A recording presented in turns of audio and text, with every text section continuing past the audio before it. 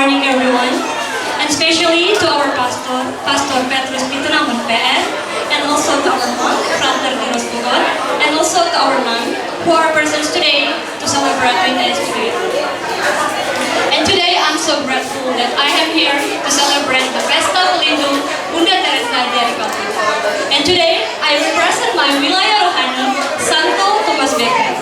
And let me introduce myself. I am Tarina, and I will represent the young Mother Teresa. As the young generation, and also as the young woman, I really inspired and motivated by the young Mother Teresa.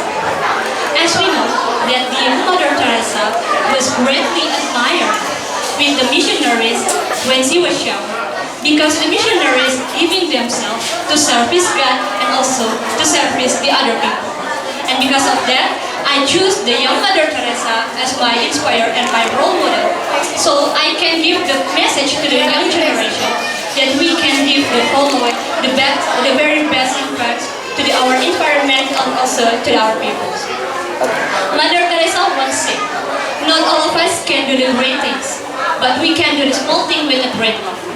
And also Mother Teresa once said, peace begins with a smile. Thank you.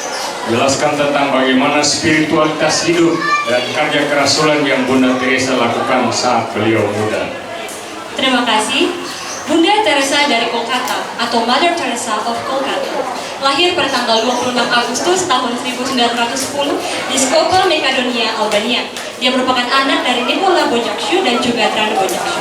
Sejak semasa kecil dia sangat hidup dalam keagamaan yang begitu taat karena dia merupakan Katolik keras sejak saat dia masih kecil.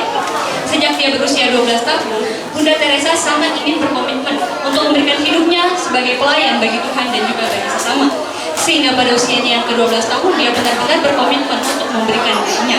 Dan pada usianya yang ke-18 tahun, tepatnya pada tanggal 15 September tahun 1928, dia memberikan dirinya untuk bergabung dengan Biara di Loreto. Dan 1 tahun kemudian, pada tahun 1929, dia pun diutus menjadi misionaris di Darjeeling, India, sekaligus untuk mempelajari tentang bahasa Inggris di sana. Dan 2 tahun setelahnya, yaitu pada tanggal 24 Mei tahun 1931, dia mengucapkan kaul pertamanya, yaitu kaul religius. Dan pada tahun yang sama dia juga diutus menjadi seorang pendidik di SMA Santa Maria.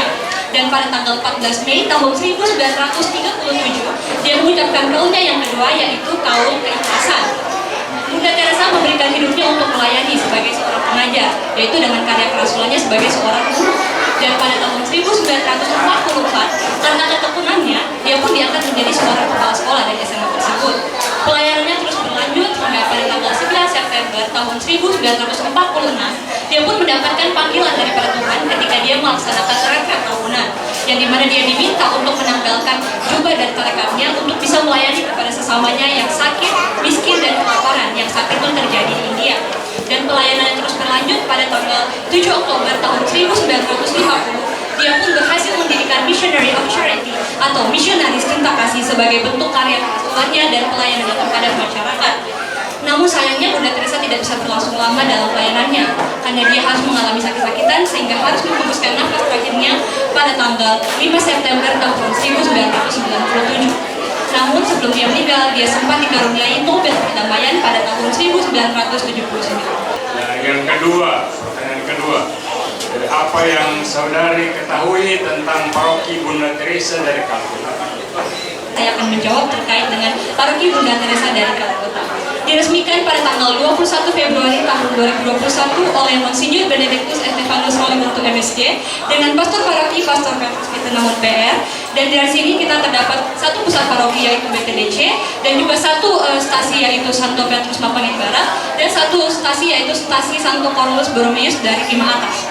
Santo Cornelius Borromeus memiliki 2 wilayah rohani, yaitu Santo Pascalis Bailon dan juga Santo Yohanes Maria Vianney. Dan untuk stasi Petrus Mapangit Barat memiliki 3 wilayah rohani, yaitu Santa Perpetua, Santo Antonio di Padua, dan juga Santa Angela Merici. Dan untuk paroki kita sendiri memiliki 12 wilayah rohani, yaitu Santo Ambrosius, Santo Thomas Becket, Santa Ursula, Santa Elizabeth dari Lusitania, Santo Fidelis dari Sigmaringen, Santo Yohanes Rasul dan Penginjil, Santa Maria Ratu Rosari, Santa Maria Ratu Pencipta Damai, Santo Mikael, Santo Valentinus dan Santa Lidwina.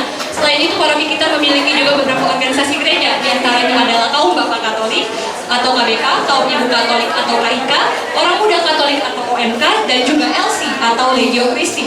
Dan paroki kita pernah memenangkan beberapa perlombaan dari Kaum Bapak Katolik, yaitu sebagai juara pertama dalam pelaksanaan paduan suara dan juga dalam lomba KBK Idol pada saat Pekan Raya Kaum Bapak Katolik